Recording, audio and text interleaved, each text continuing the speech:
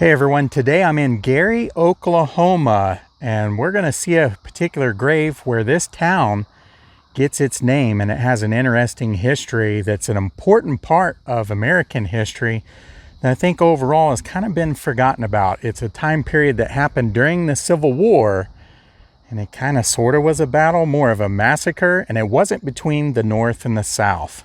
So we are right outside of Geary, Oklahoma, and this is quite a cemetery. It's pretty sizable for the size of the town that's here. It's not a very big town at all. Now there are Indian scouts in here and Civil War veterans and veterans of all sorts of conflicts, peacetime, whatever. I've seen World War I, World War II. I have walked this cemetery before many years ago before I was making videos on YouTube. And I find it interesting. It is a good one to explore. But there are a lot of Cheyenne and Arapaho in here, as you can see here. Samuel Theodore Pratt, Papa. You can see some pipes there. January 3rd, 1903 to September 26, 1973. It says Arapaho down at the bottom. And there's some more Pratt family members here, including Angeline Spotted Corn Pratt, 1924 to 2009. And it says Arapaho down at the bottom. But the reason why we're here is for this one right here in the center. Got kind of sort of a historical marker that someone has placed here. And this is where the town of Geary gets its namesake, mainly because this name is difficult to pronounce. And I'm probably going to butcher it, and I don't mean to, but like I said, the name of Geary derived from his last name. This is Edmund Guerrier. And it's 1840 to 1921. And the inscription on there says, son-in-law of William Bent of Bent's Fort, survivor of Sand Creek Massacre. He was an interpreter, scout, and guide. Geary was named for him, and his father was French, and his mother was Cheyenne Indian. And this was erected by George Smith. So it's a pretty interesting monument right here in the middle of the cemetery. Edmund Guerrier was the son of a French-American and a Cheyenne mother. His father was a fur trader, and he met his mother at a trading post along the Platte River. Guerrier was born on January 16, 1840 in a Cheyenne camp on the Smoky Hill River in what is now Kansas. In 1849, Guerrier's mother and infant sibling died in a cholera epidemic.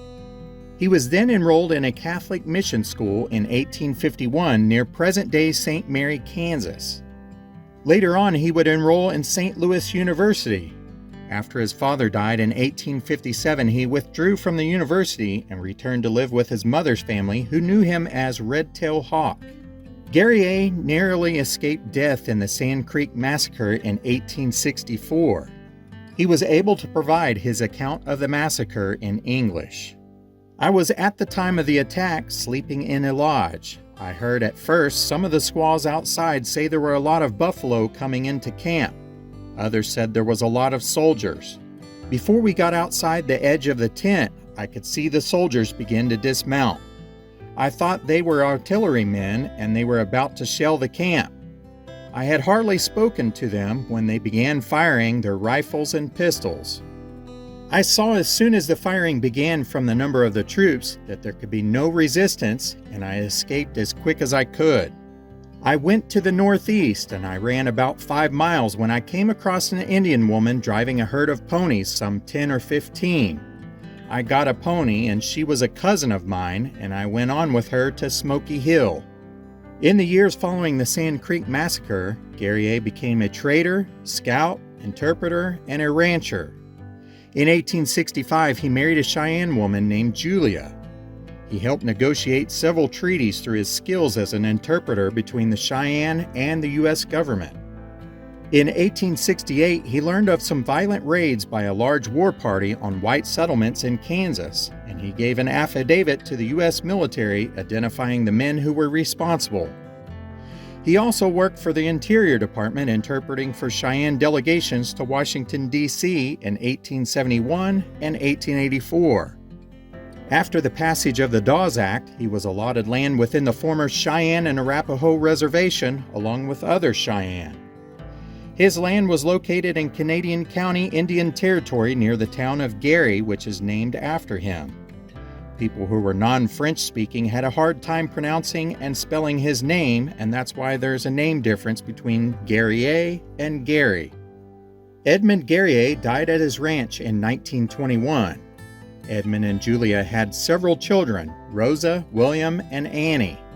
One of his grandsons, Charles Guerrier, suffered wounds in the Pacific during World War II. Edmund was a great storyteller, and many of the Cheyenne stories were translated into English. His granddaughter, Anna Pratt Shadow, or Pretty Wings as she was known, had this same gift of storytelling, and she was a highly respected member of the tribe. She passed away on November 15, 2002, at the age of 91. Now, he does have a few other family members here, and they're right beside him.